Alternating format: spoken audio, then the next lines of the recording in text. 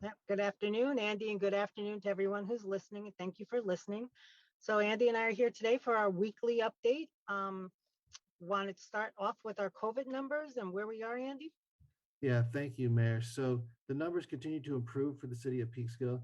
This data comes from the county COVID portal, which you can find linked on our Facebook page, which is where we put any kind of changing updates. The numbers for the city of Peekskill as of the 18th, we're down to 42 active cases. It was 76 the week before. It's basically been cut in half every week for the past few weeks, down from over 1,000 in mid-January. So good progress on that. As everybody understands, the threat of infection has been decreasing. Of course, something we're all still keeping an eye on. People are still wearing their masks around town. The city still has a mask requirement for walking through the door. The vaccination rate continues to improve. Go Peekskill, it hit 91.2%, up a little bit from the last couple of weeks. It was about 91% a couple of weeks ago. So it's nice to see that number continuing to come up, Mayor, as people continue to take advantage of vaccination opportunities to protect themselves and anybody they're in contact with. So Absolutely. that's the COVID update. Like I said before, the city obviously has provided services throughout the pandemic. For a period there, we were using the intercom to keep people from just walking through the door, so people wouldn't be congregating inside the building. And our staff have come through. They really worked really hard to take care of people. And the door is absolutely unlocked. People can come through. Some services are by appointment. Some are just step right up to the counter. We still have a greeter in the lobby who helps people find where they need to go. And it's great to see people coming into City Hall. It is. I was in this morning, and just to have people walking about, it's great. It's definitely great. Speaking about masks, I know that we have got a delivery of about 800 masks or so. So we're going to get together and do another mask giveaway so people can have them. But we'll chat and get a date out, so then what days we'll be doing and let the public know. Yeah, that sounds great. I know that people call us from time to time because at one point we had the test kits to give out. We don't have a supply of those to give out now, but if we do get another bulk supply from the county, we'll let folks know and give them away. People, Perfect. that's definitely something people are getting in the habit of doing, is having a test kit and testing themselves before they have a family event or after if they feel unwell for some reason. We wish everybody good health, obviously, but testing is a part of our lives now. Right. It's a practice. Yep. So a few things that were talked about last meeting. We had a meeting because of the President's Day holiday. We had our city council meeting on Tuesday night. So just kind of recapping from that and looking ahead to Monday. On Monday, we're going to have the Black History honorees. They have been identified and invited. People will get to see who they are on the evening meeting on Monday, the 28th. A really wonderful small group of people being recognized for their leadership in the community. So, Mayor, would you like to speak about that a little more? Yep, that is an in-person meeting. So it is in the council chambers on Monday night, starting at 7:30. And the council is really excited for the honorees this year. There'll be proclamations and a small gift, and we hope everybody will support them either online or coming out. And again, if you're coming to City Hall, a mask is required. Yeah, and we'll, as soon as we have that meeting, we'll also publish the honorees and a little bit about their biographies on the city's social media pages, so folks can find out more about them. Yeah, and there'll also be a small reception afterwards with cupcakes and cookies for our honorees and families. So yeah, while we're talking about that, I just want to promote once again, the city lobby has a wonderful Black History display right now in the lobby put together by the clerk's office with past and present city residents and other leaders in the African American community nationally. So it's something to take a look at. It's really a nice display right there in the lobby. absolutely. A couple other items, Mayor, just coming up from our last meeting. People always love to hear about improvements in the parks. Our superintendent, Kathy Montaldo, was talking to the council last night about improvements to Franklin Park. And this is just one of many parks improvement projects which are in line for getting done in the coming year. Franklin Park right now is a park that has wood chips for its surface area. And we got a grant, thanks to Senator Harkin's help, for $100,000 to install a a rubberized surface there so that when children come flying off the slide or jump off a swing, they land as safely as possible. And also it gets the city out of the kind of the annual putting and spreading of chips and all the sort of splinters and stuff that goes along with that. So this is really It a one. also makes it, I'm sorry, go ahead. No, I was just gonna say, go ahead, go ahead.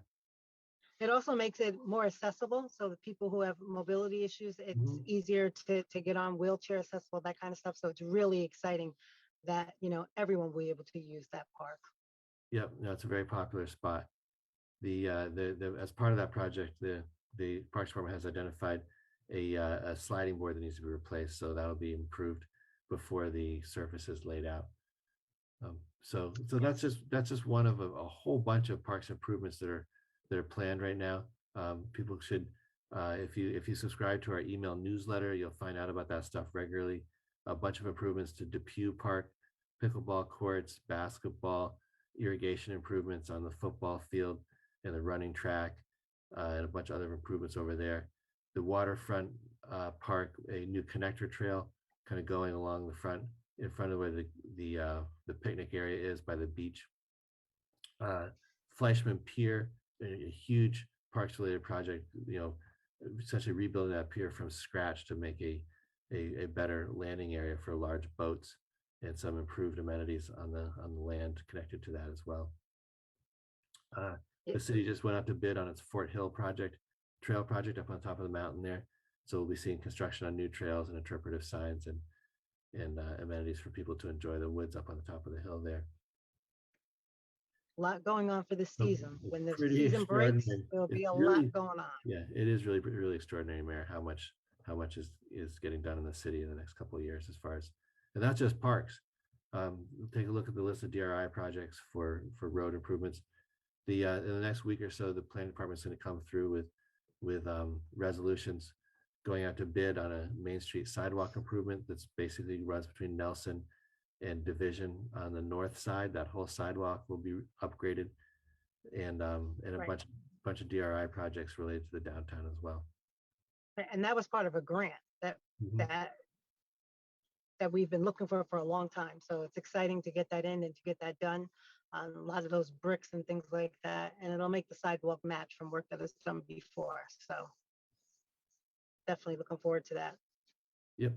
We're also working on a crosswalks grant. We got $100,000 for upgrading our crosswalks, and it looks like we can do the ones at the intersection of Main Street and Bank Street, and then maybe some of the ones at the intersection of Division Street and Main Street, staying within the $100,000 grant.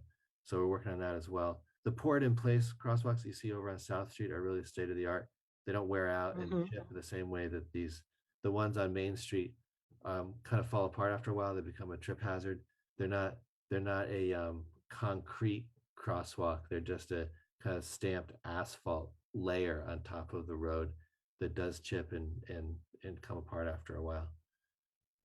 Yeah, I know there was some talk about putting some designs and make them artistic looking. So hopefully we'll take a look at that as we're doing these improvements to kind of make them crosswalks that are functional, but also fun and attractive. Mm-hmm. Yeah, they'll look a lot nicer, that's for sure.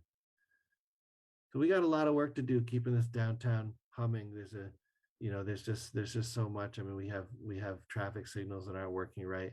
We're trying to get a bid together with a contractor to take a look at the pedestrian crossing signals that are missing, for example, on the corner of Central and Division.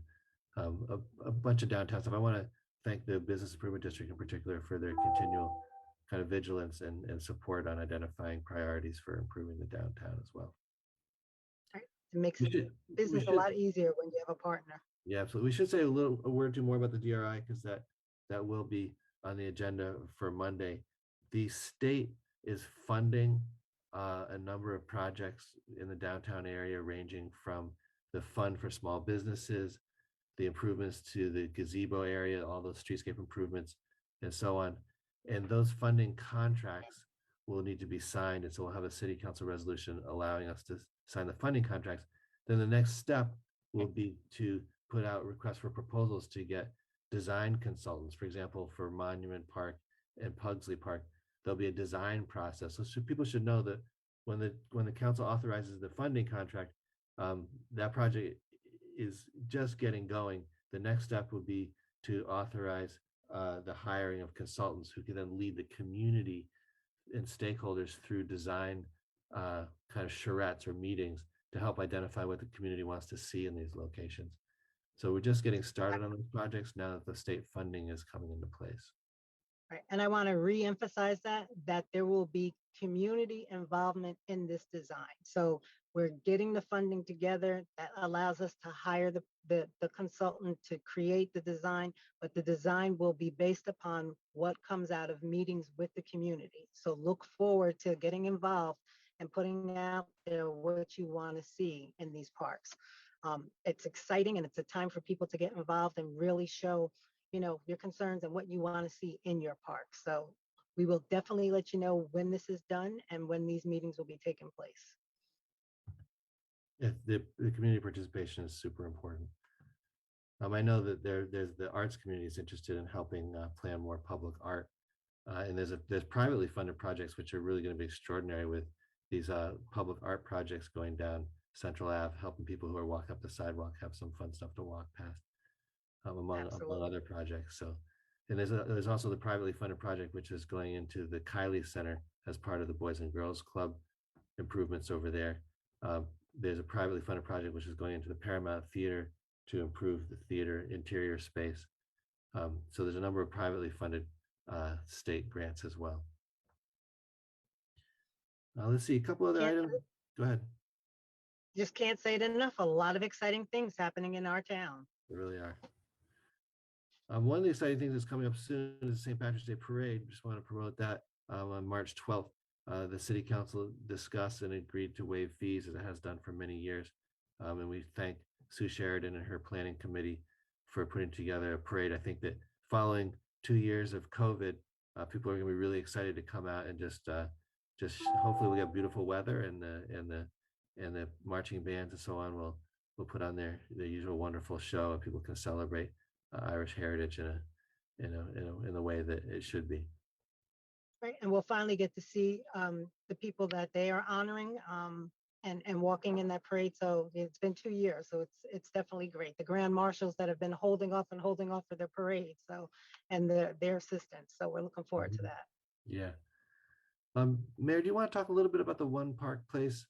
This is a major development where the city council has decisions to make regarding special permits. And so Yes. that's why it comes to city council. The planning board has been reviewing it. And right now there's and there will be a public hearing where people can come out and talk to the council about the special permit. This is a special permit to operate, to include daycare as one of the businesses in the project. So last night at the council meeting, there was a lot of discussion on this. The builder was there as well. They are interested in putting a daycare there that will hold maybe 80 children. And the council had some real concerns about a drop-off, because there really is no drop-off for children of that age. You have to actually park and take the children in. Concerned about parking, concerned about, if there's stores there, where are those people going to park, and what the relationship is with the owner of the shopping center that's already there, who is very astute and alert as to who's parking on his property and for what. So instead of going forward with with moving it to have a hearing, the council has asked that there be more investigation done into the parking and to come back to us with some answers. And I think this is really important because the public should know that not only does your planning commission care about these things, but your council does as well. And we know that this will have an effect on these neighborhoods. So we want to make sure that we're doing the right things to make sure that everybody can live in harmony and not have a problem there with parking and traffic flow. So that was the reason why it was held back last night, and we're looking forward for additional information. One of the key questions is whether or not that section of Park Street should continue to be one way, or it should be made into a two-way street, which would affect the alignment of parking on the sides of the road. So I'm sure folks will have opinions about that. Anybody who's driven through the downtown during rush hour knows that parking and traffic are at a premium in that area. Absolutely. Let's see. Well, just going forward to March 7th, the next meeting that's coming up, our council of the whole. We have two really interesting presentations planned, Mayor. One is from the county planning department from Norma Drummond, a great friend of Peekskill, and she's going to be providing an update on the results of the census that came out last year and what changes in the demographics and sort of economics of the city of Peekskill can be derived from the latest census results. So we'll be looking forward to learning more about the community with her help. Definitely, it'll be interesting to see changes and growth and things of that sort. And that kind of information really helps in planning as well. So it's a meeting I'm looking forward to. Another planning topic coming up is waterfront development. So at some point last year, the Ginsburg Development Company had come in and made a presentation. They own property right across the street from the railroad station, and they've acquired some more, putting together a parcel there. And they're interested in making a redevelopment of that area, including the city's parking lot. Of course, providing a equivalent amount of parking in a parking garage structure, and their idea, of course, is to create a transit-oriented development with homes and with retail functions on the first floor, along with a parking garage. Their plans were discussed, I think it was last year, Mayor. It's been a little while since they came in. The council had he came in last year with a presentation that, a lot of people thought was a done deal. It was actually not, just a presentation, but they listened to what the concerns were.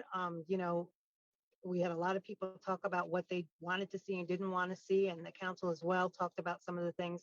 And so the developer has gone back to the drawing board and is coming to present to us a different idea. So I want to stress to people that this is a presentation as to what he would like to do there. It's in the very beginning stages. There's no approvals. It's simply an invitation to him to come to the council meeting and show his new design and what he'd like to do there.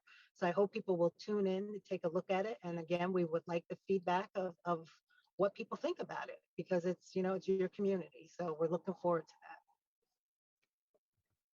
Thank you so much for that. So those are most of the topics that we talked about covering today, Mayor. Is there anything else that you'd like to weigh in on before we close out? Just want to talk a little bit about our new fire chief who came in, and he's working on a surplus project. So he's finding stuff that, is not things that we can use, but maybe other people can use for other things. So he's putting a collection together to do an auction with, which is really exciting, because we're looking at, garbage and how we get rid of things. And so I think this just goes to where the city is going and how we handle that, and trying to diminish how much stuff we're throwing away by using it for alternate things. And I think that's a great idea that he's come up with. Yeah, it's just with an organization the size of this one, there's equipment that is used and no longer serviceable or no longer up to the legal standard required by the fire department that may be useful to other kinds of businesses. And so it's just great. This is one of the things, the new fire chief is really doing a lot of work in just trying to upgrade and sort of update the fire department's policies and procedures, the relationship between career and volunteer firefighters. And this is just kind of a inventory of all of their equipment, and the need to make sure that they're not using valuable storage space for stuff that's no longer useful. So it's one of a bunch of projects we've been working on, which has really been great to see. Yep. So that's all I have. Do we have any questions, or folks out there? I'm not seeing anything coming in right now on the Facebook chat, Mayor. Okay. We have about a half dozen people watching right now, and people tend to watch these things after the fact when they're posted to Facebook as well. So I think we could close it out. All right. Well, thank you everybody for tuning in. We appreciate it, and just know that your city continues to work hard. Thank you, Mayor. Talk to you later. You're welcome. All right. Bye-bye.